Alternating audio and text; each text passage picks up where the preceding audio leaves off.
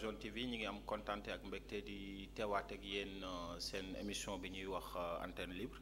donc par rapport ak campagne électorale bi antenne bi nekkoon un peu en stand-by ñu nekkoon ci couverture médiatique yi ak sortie yi donc campagne bi jeex na ci jàmm ak salaam donc ñuy féliciter communauté Tivaouane Peulh Niakoulrab je pense que quelques cas d'altercation moo ci am. Que lu si am mënul woon ñàkk am ku wax élection locale wax loolu on va pas trop revenir dans les détails li amoon na fi kii mu nekkul woon si dëgg ak yooyu je pense que du loolu ginnaaw bi campagne bi amee résultat yi tombé na donc juste ñu am résultat provisoire yi donc rien n'est encore définitif donc provisoire la ñu am ki jiitu si candidat yi muy coalition Benno mën nañ ko wax muy Momar Sokhna Diop muy coalition bi nga xamante ni moom moo génn ak 39 conseillers donc pour wax 39 conseillers il faut juste savoir que ni une fois que candidat bi jël première liste bi ñuy wax liste majoritaire bi day jàll d'office donc liste majoritaire boobu bu jàllee d'office day yóbbaale 27 yi donc plus 12 yi ñu am boo ko calculer mu jox la 39 keneen ki ci topp donc muy coalition defar sa gox doxal sa gox nag ki ko jiite woon fii mooy Mohamed Faye donc coalition boobu mi ngi am 5 conseillers coalition bi ci topp donc wala leader bi jiite muy Ibrahima Ndoye bu ñàgg nekkoon en coalition ak Amath Wade bu nekkoon Yewwi Askan bi bu ñu bloqué woon demul donc ñoom ñi ngi am 4 conseillers donc ki ci topp muy Sissoko moom mi ngi am 3 conseillers donc après cas Sissoko je pense que dinañ ci analyser après un tout petit peu parce que bokk na wala jàpp nañ ki nga xamante ni ci favori lay bokk ki ci toppaat muy Abdou Aziz moo am 2 conseillers donc Alias Cissé bu Safko aussi topp ci par la suite donc pour dire juste foofu rang bi dafa xaw a serré parce que entre Abdou Aziz ak El Hadj Cissé bi nga xamante ni mooy bu Safko donc ñoom ñaar ñi ngi rawante boo xoolee 8 points donc 8 voix donc mu am 2 points aussi donc ñu am Baye Wade bu coalition Wallu Baye Wade mi ngi am benn conseiller donc ki ci topp muy Kassé donc Kassé mi ngi am benn conseiller benn voix ki ci topp muy Cissé Ka moo yoroon coalition buntu bi donc moom ak El Hadj Kassé lu ñu rawante bëriwul moo am benn voix keneen ki ci topp muy Aïssatou Sow moo dirigé leeral bi mu nekkoon moom rek nekkoon jigéen bi nga xamante ni moo ci bokkoon moo am benn voix keneen ki nga xamante ni moo nekk ci suuf muy El Hadj Sey donc loolu mooy résultat yi nga xamante ni tombé na surprise la ou pas je pense que ni defoon nañ fi émission ne fi mu toll nii coaliser ou mourir donc une forte coalition moo gagné par rapport ak yeneen yi pour et que ni fii aussi Yewwi Askan bi nga xamante ni moo def exploit bi au niveau national donc moo ëpp wala gox yi gën a mag wala grande ville yi gën a mag moom moo ko gagné donc moom amul sens su fii dañ ko bloqué donc dañ ko forclos seen liste jàllul donc loolu mooy résultat yi nga xamante ni mooy résultat Tivaouane Peulh donc nit ñi nag ñu ngi wax émettre ay cas de fraude daf fi amoon lii daf fi amoon mais ñun amuñu benn cas de fraude boo xamante ni noté nañ ko am na nag ay accusations yu ñu fi defoon ba tuddoon ci Babacar Seck ba tuddoon ci beneen personne aussi ba waxoon nañu dem na mais bi ñu demee expliquer par la suite c'était des fausses accusations et que loolu nekkul woon lu taxaw donc ginnaaw loolu coalition Benno gagné na mooy coalition bi fi gënoon fort mu regroupé aussi leaders yi gën a fort mu gagné par exemple pratiquement gox yëpp moo ko gagné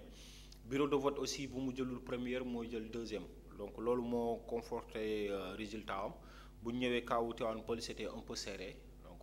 parce que kaw Tivaouane Peulh je pense que ni c'est un peu spécifique Benno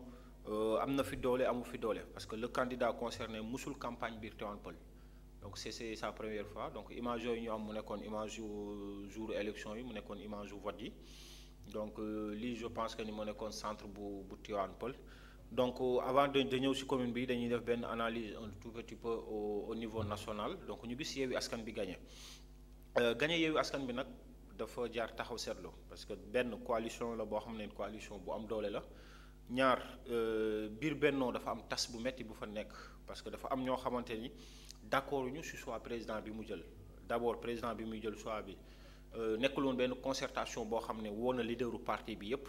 woo na leaderu Benno yépp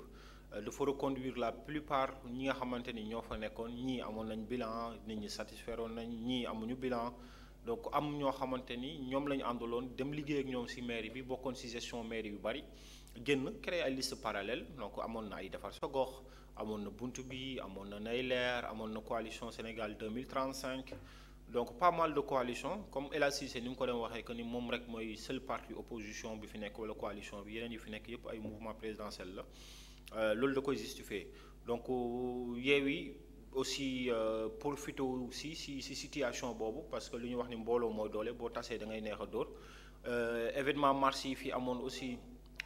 par rapport ak xeex bi fi amoon par rapport ak injustice bi nit ñi jàppoon ni dañ ko waroon def Sonko ñu gisoon jeunes yu bëri taxaw par rapport ak aussi cas Covid bi fi nekkoon dund bu cher bi cherté vie bi aussi nit ñi gis ni gouvernement bi talatul askanam gouvernement bi mi ngi ci ay inauguration terre gouvernement bi mi ngi ci ay futilité ay nit ku dugg ci terre bi par accident ceeb bi tuuru ñuy wax ni convoqué nañ ko nit ñi nekk ci cherté vie bu cher a cher est-ce que sanction bi foofu la jógee est-ce que ni du seen tas bi fa la jógee est-ce que du Yewwi moo booloo bi doole bi mu am ku wax Sonko ku wax tey ñi nga xamante ni tey mooy Barthélémy Diaz wax tey ki nga xamante ni mooy Khalifa Sall ñooñu ay ténor lañ te boo waxee opposition bi ñooñu ñoo fi nekk donc est-ce que du sanction boobu moo leen sonal par la suite conséquences yi ñëw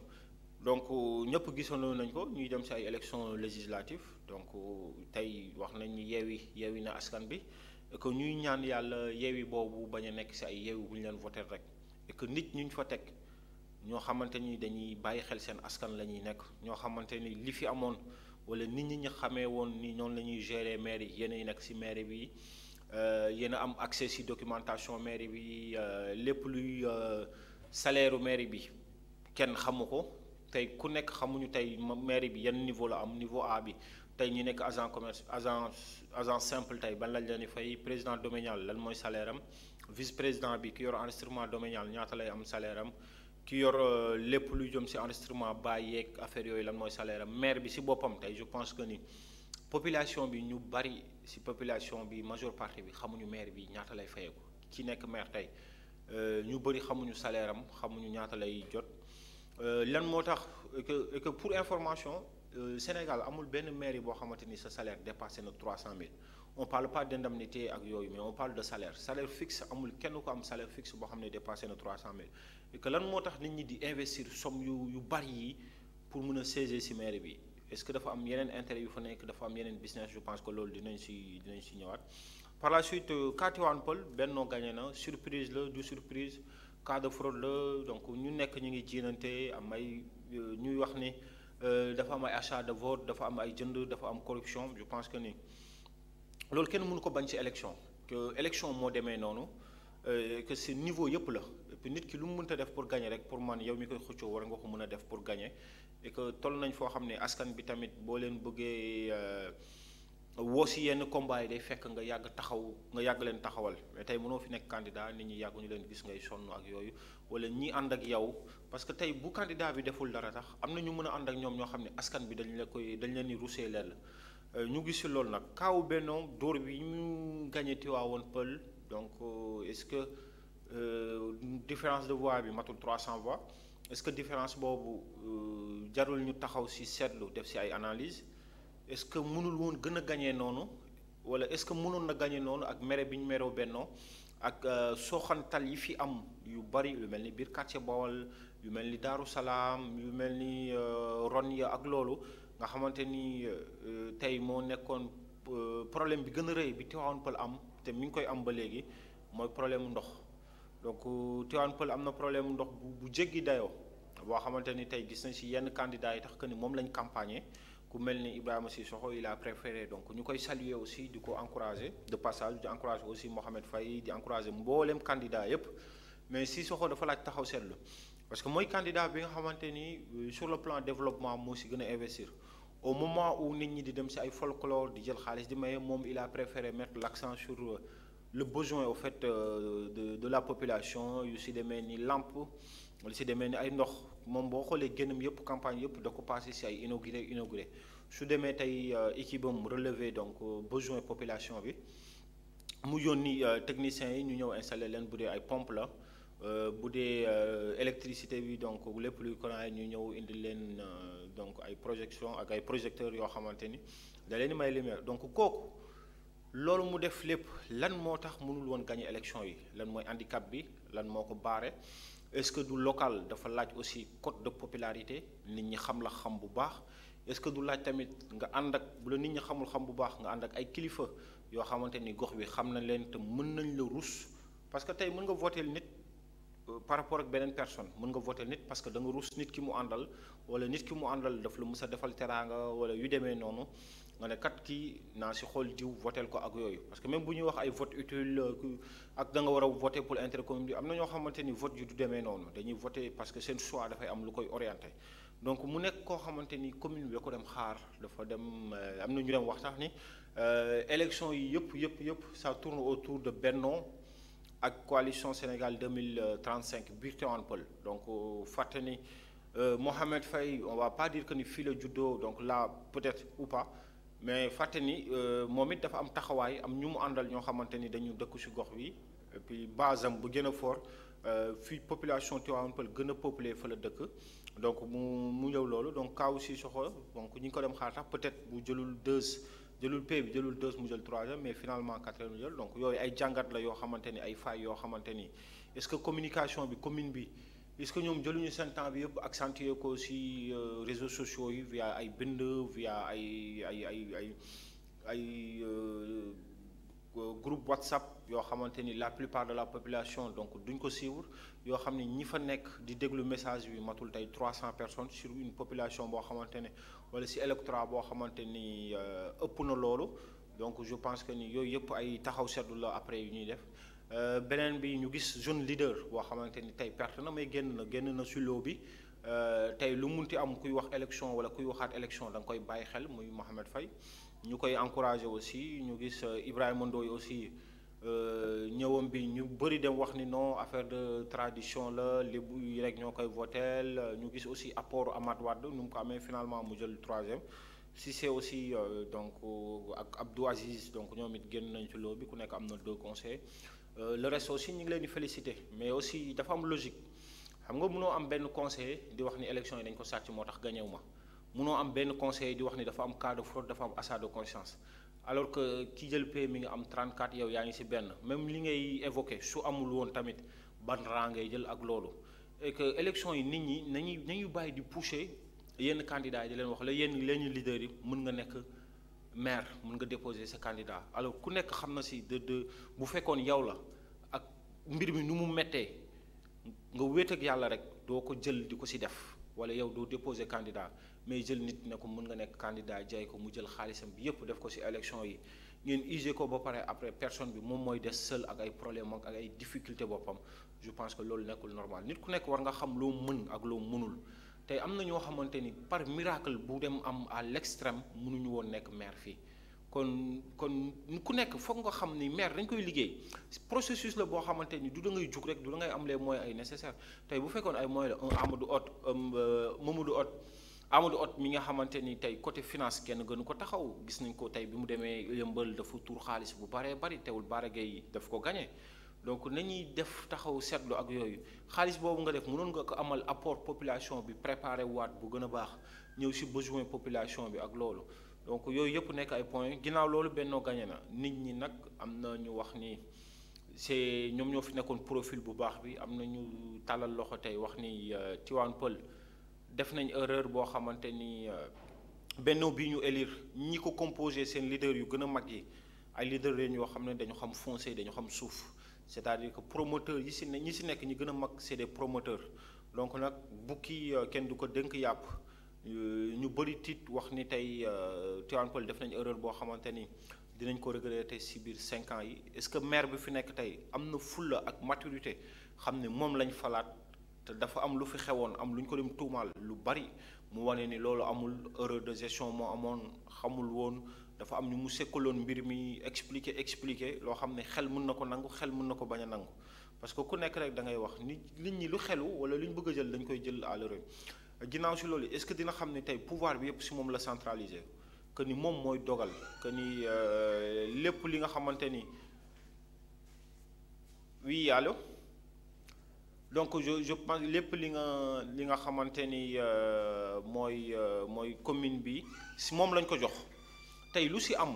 moom la ñuy rendre moo ñuy rendre compte lu su munti am moom la ñuy wax ni liñ la dénkoon ana nan nga ko doxalee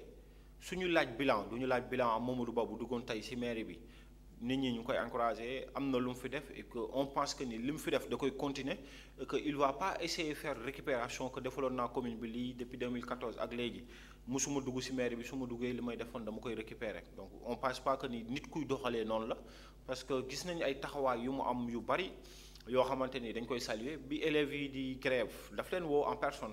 et que boobu mu ngi woon ci coalition maire bi wootewul moom moo leen woo ne nañ ma indil élèves yi via Ibrahima Souri ñu ngi koy nuyoo ci président foyer jeune bi ñu ñëwee mu waxtaan ak ñoom jël xaalisam def ko ci may leen 50 table banc mu nekk valeur presque 2 millions 1 million 700 et quelques donc mu yàgg œuvrer ci social donc on pense que ni tey allo salaamaaleykum allo salaamaaleykum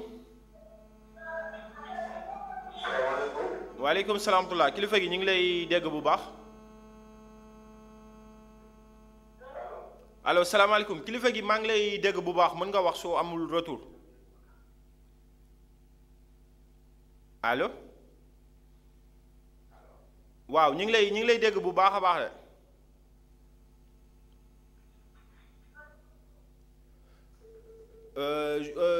Régie bu fekkee mën nga ma xoolal retour bi au fait boo leen duggee rek soo leen nuyoowee mën ngeen commencer wax parce que retour bi parfois day faible et que mën ngeen bañ a am retour bi mën nañ bañ a déggante c'est un problème technique donc allo salaamaaleykum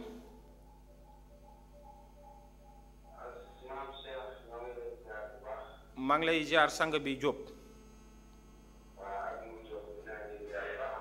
ñu ngi lay delloo ziar bu baax a baax grand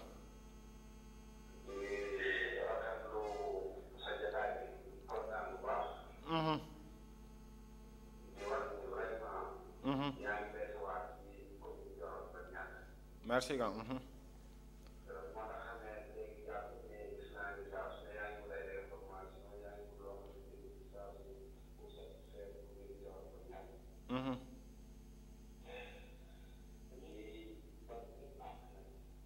lay balaa ko bu baax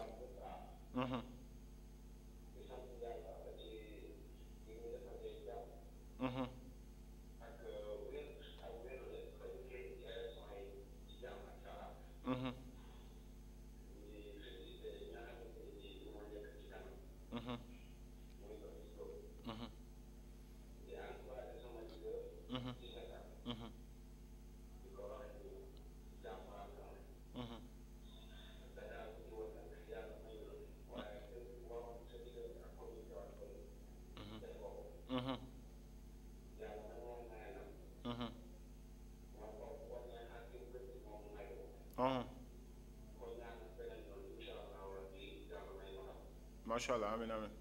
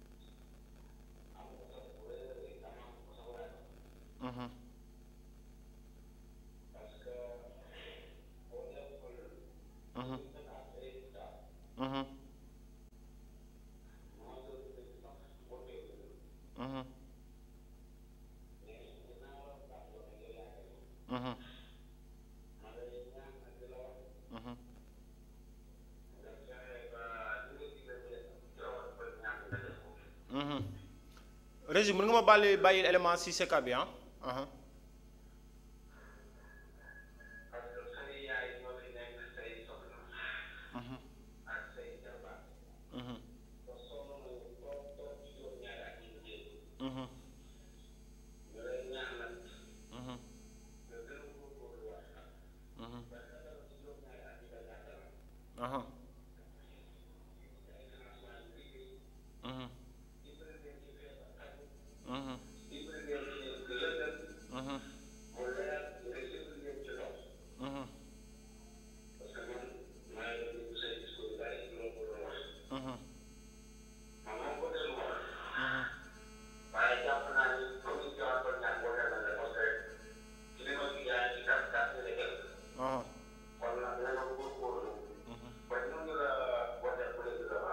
absolument.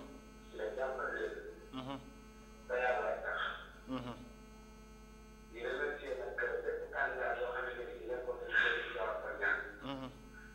parce que ay jàmbaar lañ ay gaynde lañ. mhm, di leen wax nag bu ñu bàyyi. nañu continuer seen liggéey. mhm. yàlla mooy maye ndam taw mooy xool ba ngeen maye def. Mhm, gëm naa ni am jëm ci am na ndam parce que fi toll nii mhm, même ci biir campagne bi gis naa ni mhm, la ngeen sortant mi ngi def ay mi ngi liggéey mi ngi def ay drapeau. aha, parce que bu fekkoon ne moom kenn moo fi ne yaakaar naa loolu ba de waaye comme gis naa ay concurrent. ay boo ministre ñu ngi taxaw bëgg li mu bëgg. Aha, moo tax ñu politique boobu commencé def ay drapeau gis naa muy def ay gis naa mu def ay xol yi yooyu yëpp. mhm, gis naa muy ko def gis naa muy daal ay lampe ko yooyu yëpp. li waral loolu mooy ñi nga xamante ni taxaw na nga xam ne bu liggéey ci biir mhm, loolu moo tax mu ko def. mhm, waaye nag yàlla kàttanal may ko doole. mhm. may ko wér ba ñu mu diggante population bi doole ko ñaan ñu def ko. macha allah. loolu laa moom tey ci demee wax ma ne naa ko wax ci dal ñëpp àq nag di baal ñëpp àq. rafetlu nañ ko bu baax grand xam naa di la nuyu bu baax maam Cheikh jox ne kontaan naa ci yow tamit bu baax a baax a baax a baax. ñu ngi lay fay. képp koo xamante ni bi dañ jëloon naa la àq ci liggéey yi wala ma doon àndal ci campagne wala ku nekk ci wàllu sa ñàkk rek maa ngi lay baal àq maanaam di jóg dina baax a. macha allah donc ñi ngi gërëm ku baax muy Abibou Diop mu yor mouvement citoyen donc pour le réveil mu nekk aussi nit koo xamante ni dafa am engagement mu def choix respecté choix wam li mu si war a def mu def ko si mu ànd ak ku ñuy wax Cissé Ka bu bunt bi Cissé Ka aussi ku ko wax am qualité yoo xam ne da nga ko koy nangul mu dem lépp luy donc collectivité locale nu mu doxee ak nu muy doxee donc communauté rurale bi fi amoon mu nekkoon aussi koo xam ne des si bokkoon am ay formation donc tey yàlla mayu ko ndam mais am na benn savoir faire benn expertise boo xamante ni yàlla may na ko et que ki gagné muy Momar Sokhna Diop du maire Benno Bokk Yaakaar mooy maire commune Tivaouane Peulh Niaga-Niakoulrab 11 candidats yi fi nekk ñu ñuy liggéey fii ak ñeneen ñi ñëpp commune bi majorité bi moom moo ko gagné ku ko bëgg ak ku ko bañ moom mooy sa maire moom aussi foog mu xam ni du maire Benno privilège amul ku muy jox ay privilège mais commune bi moo ko falaat tey Benno fu bëri dañ ko gagné ba jeunes yi tax slogan la ñuy jël que ni Tivaouane Peulh matéru ñu ñëpp yeewi nañ seen askan sauf Tivaouane Peulh donc dafa am ay sas yoo xamante ni dañ ko teg ci kanamam dafa am ay yoo xamante ni mënatuñ ko may yu fi amoon yoo xam ne mënatuñ ko may parce que il a montré que il peut le faire gis nga 3 mois yi li mu fi liggéey su ko liggéeyaatee yeneen 3 mois enchaîné ko par trimestre rek commune bi dina génn fii ku mënul wala ku xamul luy metti léegi nee na xamul woon d'accord nañ mun nañ ko nangul erreur boobu yàlla mayaat na ko sens fal nañ ko dox na biir Tivaouane Peulh quartier Bawal dugg na fa dox na fa allo salaamaaleykum allo salaamaaleykum ñoo ngi delloo ziar bu baax a baax sëñ bi mun nga wax bu baax tuuti voix bi dafa xaw a fa wala nga sori da ngay sori télé bi boo jegee télé bi day def da ngay sori télé bi tuuti waaw ñu ngi lay jaar bu baax Paa Amadou.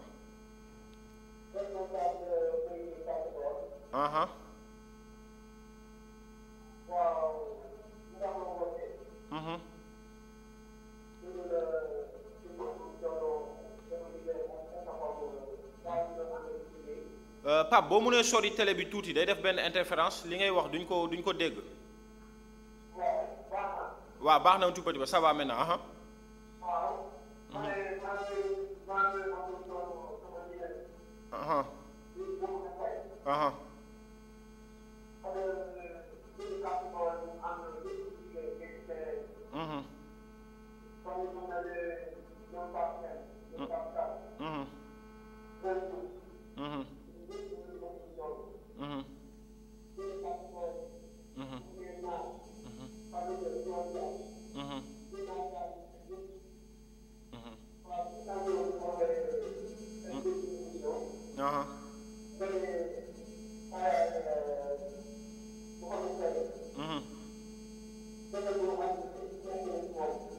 waaw mais est-ce que mën nañ ko tuddee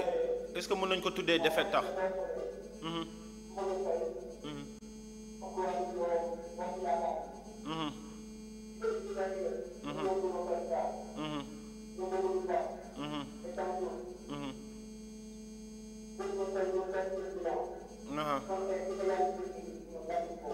Mhm. Mhm. Macha Allah. Mhm. Mhm. Mhm. Mhm. Mhm.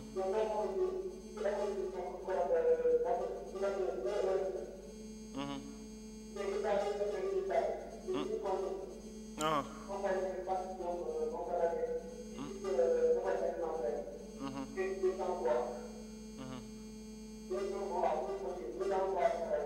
Mhm.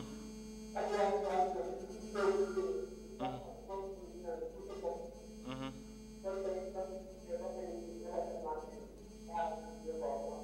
Macha Allah. Aha. Macha Allah. Mhm. Mhm. Mhm.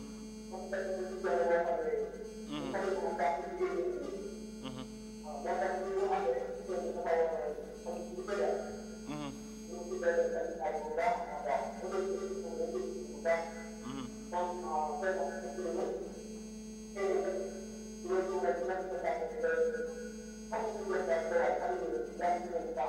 Macha Allah. Macha Allah. Ma- Macha Allah. Macha Allah. ñu ngi lay gërëm. ñu ngi lay gërëm. Mhm.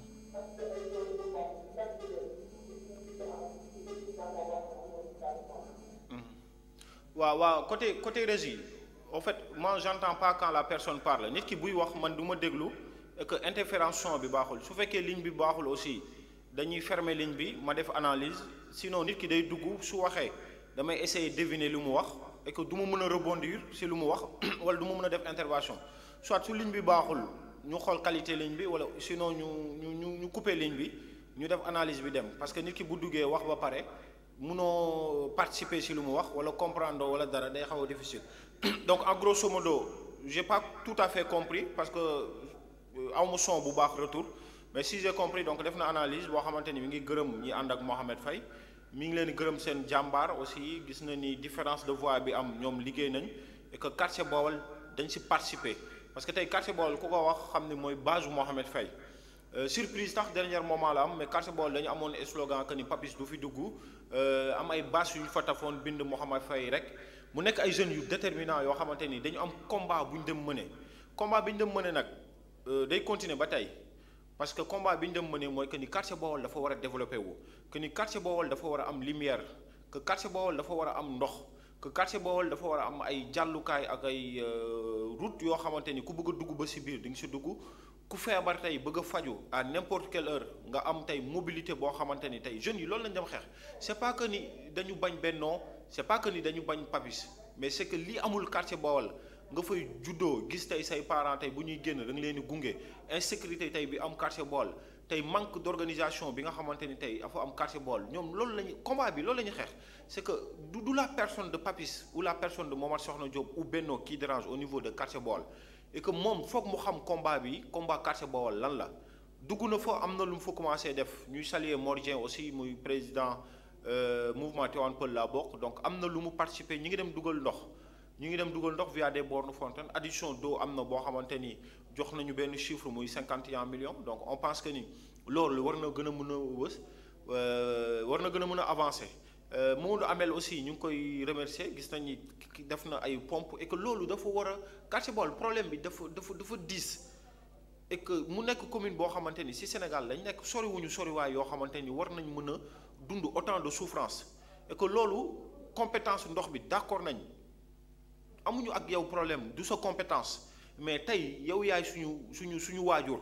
tey bu ñu amee lu ñuy jooy tey yow lañ koy jooru Momar Sokhna Diop yaa jëlaat commune bi da nga war a pare tey 5 ans yi suñuy rangooñ nga fompal ñu ko da nga war a pare tey 5 ans yi nga uufaat njaboot gi bu la kenn dugal ci ay faux jeu ay da nga war a fayoon toog ay da nga war a punir fii amoo kenn koo fi punir amul benn yet bu ñu la jox nga war ko dóoree sa njaboot moo fi nekk ñi fi nekk ñëpp commune bi yaa leen njaboote muy ñun muy ñeneen parti yi fi nekk yaa leen njaboote mais ça va pas du tout commune bi ça va très mal am na pas yoo teg yoo xamante ni wane nga ne mën nga ko tey dugg nga quartier Bawol xam nga tey fu le mal tey dem nga marché quartier Bawol am na loo fa def ñu ngi koy saluer mais loolu dañ bëgg mu nekk une continuité bëgguñu nga fallu tey toogaat di seetaan ñuy war a xaaraat mairie bi tolootul foo xam ne dañuy xaar ba nit wàcc ñu lay laaj bilan on veut un bilan annuel at bu nekk budget bi ñu voté nga wax ñu budget bi lii moo ci dem fii la dem lii laa ci def lii laa ci def li nga mën nag di ko def parce que yaa ngi dem chanter tey foo dem ni maa defar lii sama poste laa ko defee xam nañ ni tey commune bi dafa limité wu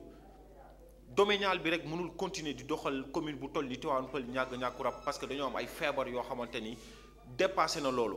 suñuy jàmbat suñuy jooy weesu na ay budget wu 600 millions boo xamante ni dañ koy voté ay recette rek di ko kii dañu bëgg équipe technique bu fort techniquement boo xam ne tey ay ingénieur financier ñoo koy dugal tey maire bi dafa war am benn comptable boo xamante ni tey day jox ay prévision que ñu dem xooli maire bi nañ lañ ko mën a dugalee koom-koom et que ñu dimbali ñu ci maire bi ñu falu ku nekk bëgg a dugal sa njaboot ci maire bi poste yi amul benn poste bu ñuy partagé maire bi soxlawul loolu soxlawul ay ku nekk di fa dugal sa xamel ku nekk di fa dugal say booy diw moo gagné tey ay diw Mamadou Ba dafa war a nekk diw Bassirou doomu ay njabootu Bassirou Ka dañ fa war a nekk ay njabootu IFA dafa war a nekk njabootu keneen ak keneen dañ soxla maire bi dañu soxla ay nit ñu pertinent ay nit ñoo xam ne mën nañ décrocher ay leneen ak leneen indil ko maire bi PADEX dugg na fi mi ngi am lu muy def on demande une continuité nañu bàyyi ay non yéen a gagné seen CV damaa bëggal sama diw liggéey ci maire bi bu ñu jël maire boo xamante ni lu mu am ci recette da koy fayee ay salaire di toog et puis ku nekk sa poste bi maire bi benn poste moo tax domanial da ngay gis koo xam ne kenn ci ñoom respecté wul poste yi nekk ci maire bi ñoom ñëpp ay courtier lañ ci domanial bi ku indi kayit ñu ngi xool nu ñu la ko dugalee ay tampon lii ngay fay da ngaa fay lii mu des da ngaa fay mu ku nekk mi ngi xool nu mu raketee mais population bi leen fi teg nañ leen yërëm tey ñii kenn du leen laaj contre koo fi mun di teg ay 5 maire bu toll nii nga bëgg am 5 adjoints c'est trop dafa bari 5 adjoints commune bi soxlawul loolu commune bi ay borom xam-xam yoo xamante ni dañ fiy ñëw nañ bañ a dëkk ci commune bi mais na ko ay borom xam-xam diriger ay ndaw ñu nga àndaloon ay mouvement nga àndaloon ñu fal la du mouvement yépp nga mën a sédd maire bi du loo moomal sa bopp looy pàccoo réunir sa njaboot ñëpp bu koo si mën a liggéeyal nga liggéey ak moom koo si mënul liggéeyal mën nañ comprendre loolu mais amul lu ñuy fayloo amul kenn ku ñuy coincé ci dara ku bëgg ci mairie bi donte candidat la woon àndul ak yow mu bëgg dara ci mairie bi bu ko kenn coincé na nga am yërmande bu mat ci li la yàlla sédd parce que suba da nga koy layoo ak suñu borom donc commune bi loolu la soxla jeunes yi nga xamante ni nag dañu àndoon ak ay leader am na ci ñoo xamante ni qu'on se dise la vérité amuñu tax BFM ay ñu toog ay licence nekk ci commune bi ñuy jël ay népotisme di leen fa dugal loolu mënul nekk nit ñi duñ ko nangu ginnaaw bi ñu la falaatee da ngaa war a liggéeyal askan bi lu ñuy toogee di fecc wax ni tey lii ñu joxoon diw allo salaamaaleykum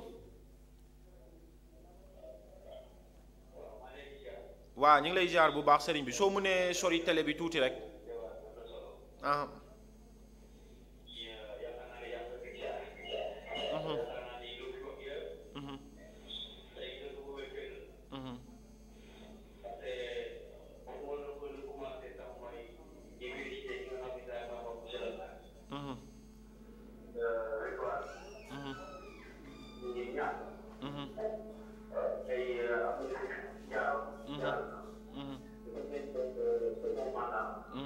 soo mënee sori télé bi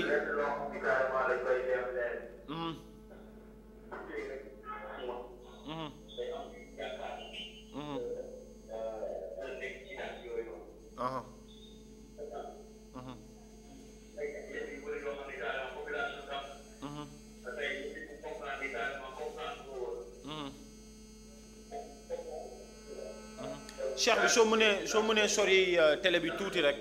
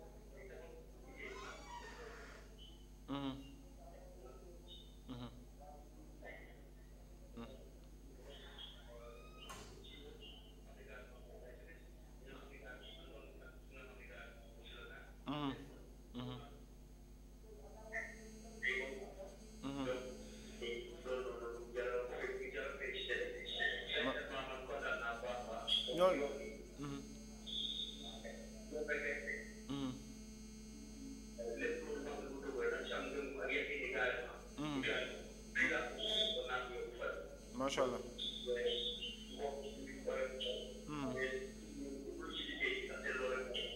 macha allah ñu ngi lay jaajëfal frère di kontaan ci intervention bi donc je pense que keneen bu duggee mën na sori un tout petit peu téléphone bi analyse bi ñoo ko gis macha allah donc beneen bi ñuy wax suñu problème bi ñu am ak yëpp mooy suñu suuf nañ ko bàyyi bu ñu laal suñu suuf bu kenn caxatee suñu suuf si dañ ko soxla pour leneen Tivaouane Peulh dafa am lu mu manqué maire bi déjà fi mu nekk bëgg nañu am hôtel de ville maire taxaw na fii je pense que su ma mënee am vidéo wu yi maire dem waxee certaines vidéos yoo xamante ni mi ngi dem promettre yu muy def taxaw na fii ne dinañ am hôtel de ville mi ngi ci tànk yi donc loolu nga fi diggee woon monsieur le maire ñi ngi taxaw di xaar tembare nga def ko taxaw na fii wax na ni lycée bi problème bi c'est déjà réglé donc am nañ service d'impasse boo xamante ni ñëwoon na fi ñun on était là-bas expliqué nañu loolu problème de garage bi waxoon na ci extension wu armères yi ñu ngi dem xeex ay extension pour mu yokku wax na ni loolu aussi mi ngi ci ñi ngi négocier ak borom tool bi pour mun ko yokku problème ndox bi wax na ni du compétence am mais génn na budget boo xamante ni ci xaalisam la loolu aussi ñi ngi ko ci xaar mu gën a ñëw wax na ni taux yu mag yi ñëw na mais ndox mënuñu xaar ndox dafa nekk besoin bu essentiel donc yeneen yi mën nañ xaaragu mën nañ taaxirlu mais ndox bi nañu ci dimbali mu dugg et que yeneen candidats yi wala yeneen leaders yi ñu ngi leen di ñaan li Ibrahima Sissoko di def Ibrahima Sissoko dafa def lu noble dafa perte élection yi teewul dafa jugaat mi ngi continuer di installer ay lampam mi ngi continuer di dimbali askan bi te ndimbal boobu muy dimbali ci monsieur le maire lañ ko gën a xaaree am na lu mu fi def ñi ngi koy encourager dugal na ay lamp yu bëri taw feex dugal na ko feneen ak feneen mais biir quartier Bawol na fa lamp yëpp dugg et que ñiy installer lamp yi wala ñiy dem di ko déplacer wu nañu bàyyi. am na ñu ñuy signaler di wax ni ñi ànd ak ñoom seen buntu kër yi lañ koy def nañu xool ay points yu essentiels yu stratégie yoo xam ne buñ ko fa defee dinañ mën a leeral ñëpp ñu bàyyi ñi ñuy installer seen buntu yi parce que bennoo lañ bokk dañu xam diw nañ bàyyi parparloo googu lii lu ñëpp bokk la amul kenn kuñ ci war a mën a may benn privilège terrain municipal aussi soxla nañ ko je pense que nit ñi jeunes yi ñu ngi ko dem laaj espace vert amul fenn fii fu nit mën a féexloo fu mën a di APIX da ngay continuer je pense que ni dañuy bàyyi un tout petit peu su fekkee ni mën nañ am tuuti son le temps que jot quelque lu maire waxoon je pense que loolu quartier bi la woon ak Sokabek su ma juumul mooy marché bi nga xamante ni ñu ngi koy def donc bëgg nañu aussi ay marché yu mucc ayib marché Tivaouane Peulh bi nga xamante ni ñu ngi koy defar nit ñi ñu ngi signaler on nous parle des places yoo xam ne c'est 5 millions ku ko am wala man su ma ko amoon en personne du ma ko jël di dem du table ci marché bu mel nii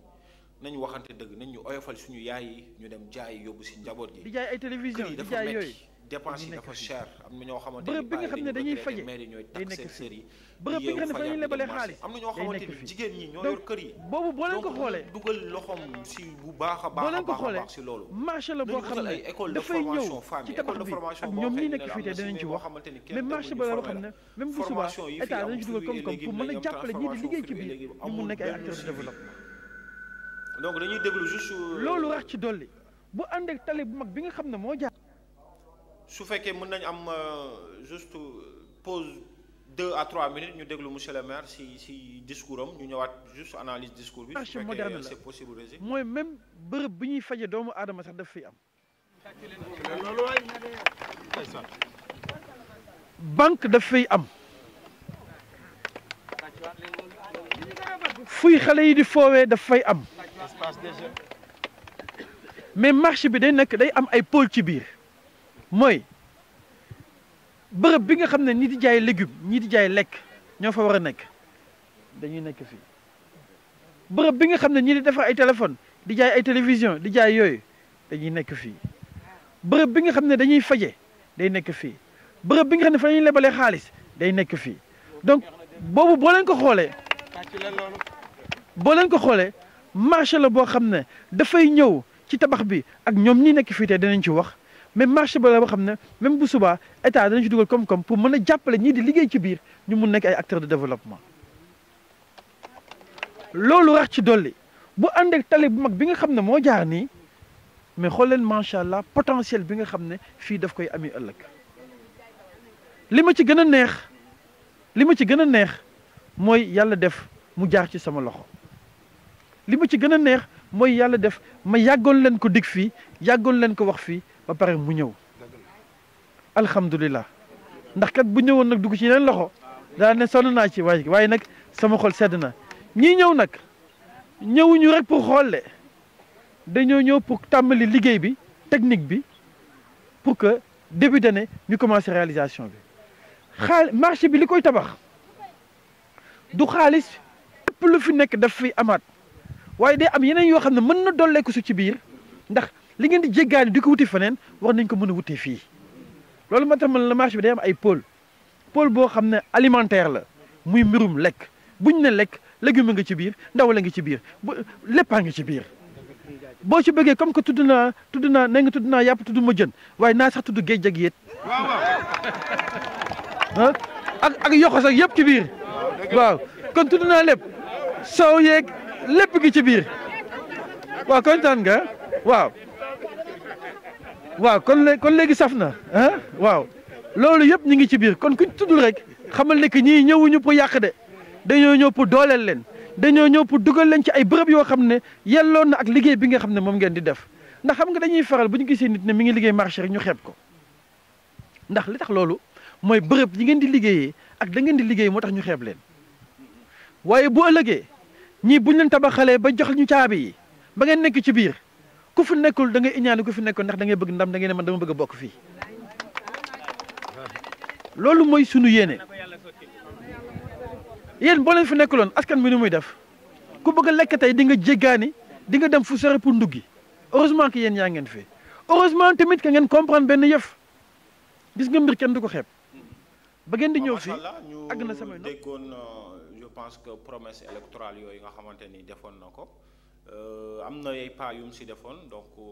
jamonoy tubaab lañ nekk promesse dette la yaa ñu digoon ñi ngi xaar nga def ko on peut comprendre nag dañ la bàyyi nga monter sa équipe bi ak loolu mais si équipe bi lañ lay alerter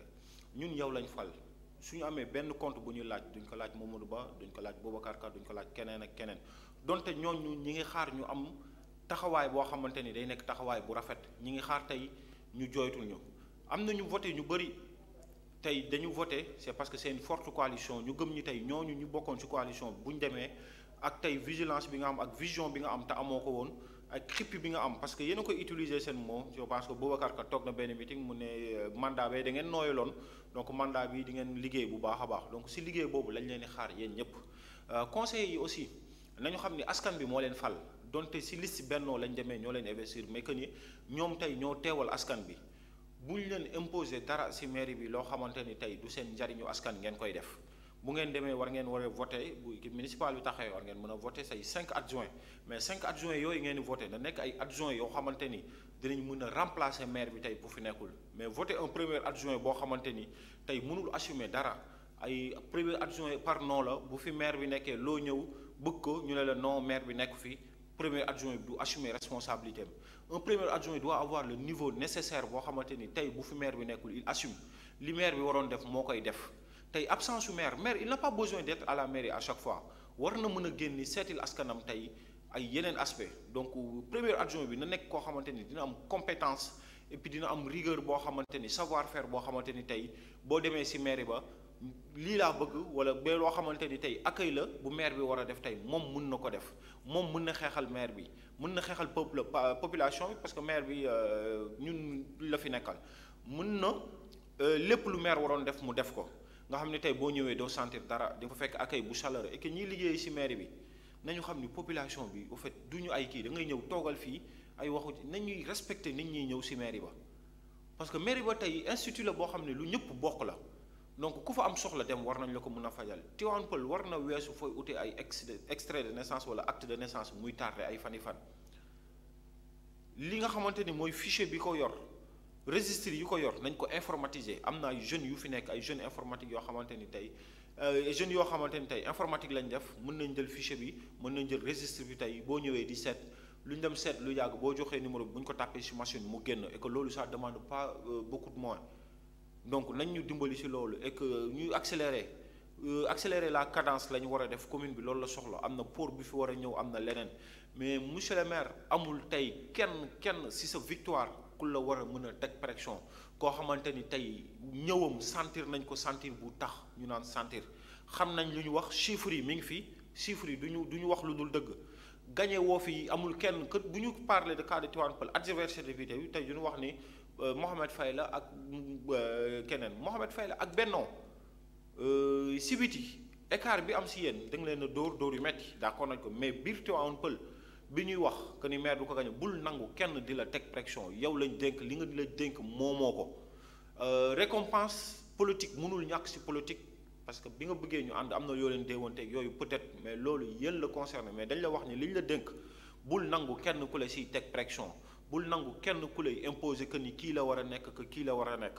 ku amul compétence xoolal feneen foo ko dugal ku amul compétence xoolal beneen récompense boo ko defee li nga yàgg ne sa poche la jóge nga jox ko sa poche mu bàyyi moomeelu askan bi nañu xool yàlla si ni ñuy téye moomeelu askan bi du ñu nangu kenn di jël suñu suuf di ko fowee du ñu nangu kenn kuy jël suñu moomeel di si def naka sudul noonu adjoint yi ku leen bëgg a voté loo premier adjoint boo xamante ni arrangé wu leen bu ko def koo xam ne arrangé wul askan bi bu leen ko def deuxième adjoint bi waxi noonu troisième adjoint bi waxu noonu donc je pense que bu ñu respecté parité bi war nañu am 3 góor ñaari jigéen mais ngir yàlla da ngeen ñu dugal ñu amal ñu njariñ ngir yàlla da ngeen ñu dugalal ñoo xamante ni tey dinañ ñu xeexal da ngeen ñu dugalal ñu am ay compétences da ngeen ñu dugalal ñoo xamante ni tey dinañ génn si biti ut ay formation ut ay coopération ut leneen ak leneen loolu lañ leen di ñaan yeneen yi si des muy jeunes yi nga xamante ni dañoo ànd si campagne nit yàgg na ànd si campagne xeexal nit mais ça veut pas dire que da nga xeexal benn nit mu gagné da ngaa war a am récompense da nga see war a gis sa bopp diw la boo ko woowatee du la wuyu diw la lii mais diw combat bi nga mëne pour mu gagné da nga ko def pour suba ñu fay la wala da nga ko defoon tey parce que da ngaa gëm parti bi nga bokkoon wala tey da ngaa gëm tey amul lu fi nit ñi di séddoo amul lu fi nit ñi di may promoteur yi si nekk nañu def nànk def kii du ñu nangu kenn jël suñu suuf di ko neexalee ay nit du ñu nangu tey kenn du jël suñu suuf di ko joxe kenn je pense que ni monsieur le maire taxaw na fi wax benn message bu important mu ne kenn doo ko mës a gis benn kayit wala lu ñu jaay lu ñu wax ni monsieur le maire moo luubal suufu jàmbur su fekkee loolu am na ñu ngi koy saluer di ko ñaan ñi na si gën a contrôlé wu mooy suñu waajur moom lañu dëkk suñu moomeel donc monsieur le maire une nouvelle fois ñu ngi lay ñaan di la ñaax dina am ay pression yeeg yépp bu ñu jógee foofu je pense que c'est bientôt élection législative yi c'est important aussi ñu wax ko commune Tivaouane Peulh ñàkk rab mooy commune bi gën a gàtte président Macky Sall mooy commune bi nga xamante ni tey président defu fi lu nit mun a joxoñ mais à chaque fois à chaque élection bu ñëwee Benno moo koy gagné donc il est temps tey président Macky Sall xippi commune bi teg ko ay bët commune la boo xamante ni tey màggaayam màgg na taille démographique bi monsieur le maire yàgg na ko wax mi ngi wax ni taille démographique commune bi moo tax yenn yi mais ñu koy rappeler aussi que ni gouverner c'est prévenir sooy gouverner dara muy màgg war nga mën a xam màggaay bi war ngeen mën a am ay registre pour xam tey commune bi nan la fi demee loolu war ngeen si mën a liggéey ak chef de village yi chaque année ngay am prévision wala chaque mois 6 mois ngay am prévision commune bi ñaata tey nit ñoo si dolliwul ñaata am ñoo si dolli ñan ñoo juddu ak loolu je pense que ni foog ñu am traçabilité foog mu am benn feedback de communication entre tey état civil bi ak mairie bi ñuy am bagage yooyu donc ñuy jublu si élection ñu dem wax ni président da nga gëstu commune bi commune bu la jox cër la commune bu la cëral la da ngaa perte fu bari commune bi tey ñëw jël seen baat jox la ko commune bi war na am yeneen responsabilité lu dul maire rek problème bi fi am yépp nit ñi di kër yi c'est parce que benn poste de responsabilité moo fi am muy maire mais am na ay leader am na ay responsable ñu am xam-xam ñoo xamante ni war nañ mën a nekk député conseil économique et social war nañ si mën a bokk commune bi dafa war a mën a am ministre boo xam ne tey nu mu ko amee ministre Omar Gueye moo fi nekkoon élection ñëw na ñàkk na suñu grand la souhaité wuñ ko donc commune bi war na mën a am ministre dañu soxla ay responsabilité yu mag yoo xamante ni tey dinañ mën a gestu commune bi dugal ci seen loxo soxla nañ ministre soxla nañ ay yeneen responsabilité soxla nañ ay député soxla nañ ay directeur général soxla nañ tey ay ingénieur ak leneen ak leneen ak leneen donc ñi ngi la koy ñaan nga defal ñu ko parce que commune bi dala koo ji kon dellool naar bi xoromam monsieur le président de la république ñi ngi lay ñaan yaay président bi remaniement war na am bentoo élection législative yi war na mën a am njabootu bennoo yépp ñi ngi ñaan yàlla nañ delloo waat yàlla nañ nekkaat benn ñu dem seen élection Yewwi Askan bi mi ngi fi sinon dina tàng trop si ñoom et que bennoo mooy nekk perdant je pense que boo bëggee diriger te amoo majorité bi ensemble souhaité luñ ko bu fekkee tamit mooy njariñu askan bi na nekkee noonu mais bu amee bu sàgganee ba loolu am dina nii donc je pense que monsieur le maire moo fi nekk pour Benno mooy coordonnateur u Benno fii su mënee dajalewaat askanam bi yépp ñi demoon coalition bi nga xamante ni mooy defar sa gox coalition Sénégal 2035 dafa buntu bi ak nay leer donc nañu ko le mais président da nga bàyyi commune bi bu baax a baax xel ñeneen ñi ni ñuy kaasee gënuñu ñu ko mën a def gënuñu ñoo mën a wàcc di yàq gënuñu ñoo mën a wàcc du loolu mais ay nit ñu responsable nit ñu bëgg seen commune moo fi nekk donc on va faire les manières le combat on va le porter autrement mais ñi ngi lay ñaan na nga bàyyi commune bi xel bu baax a baax commune la boo xam ne am na potentiel bu nga te daf la yàgg delloo njukkal da nga yàgg a perte feneen di gagner commune bi mosoo ko perte donc commune bi war nga ko mën a delloo njukkal bu baax a baax je pense que tey looloo nekkoon premier reprise antenne libre dinañ ñëwaat incha allah mardi dinañ amaat émission boo xamante ni gestion domaniale bi rek la ñuy wax commune bi nan lañ ko war a mën a gérer dinañ si dugaat ñu ngi leen di gërëm di leen remercier c'était Cheikh Anta sur la Zone TV donc ñu continuer incha allah di leen gërëm di gërëm mbokk Tivaouane Peulh ñàgg ñàkku rab di gërëm waagaane ñëpp donc je vous dis bonne soirée et que émission yi dina continuer sur la Zone TV.